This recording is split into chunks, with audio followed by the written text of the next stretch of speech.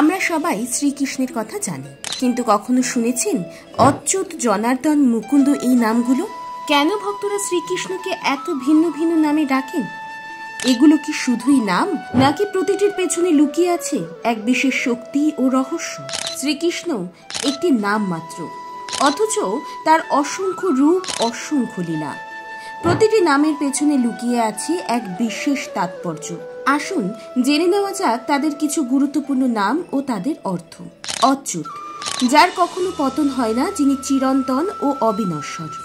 জনার্দন, যিনি ভক্তদের কষ্ট দূর করেন ও অসুরদের দমন করেন। হরি, যিনি পাপ ও অজ্ঞতার অন্ধকার দূর করেন।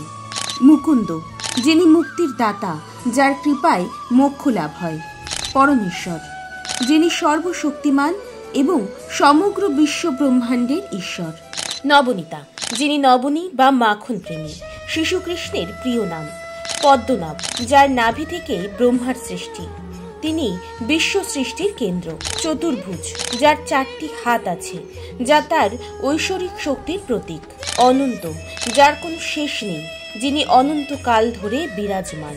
এই প্রত্যেকটি নামের মধ্যে এক গভীর তাৎপর্য লুকিয়ে রয়েছে। আপনার সবচেয়ে প্রিয় নাম কোনটি? অবশ্যই কমেন্ট করে জানান।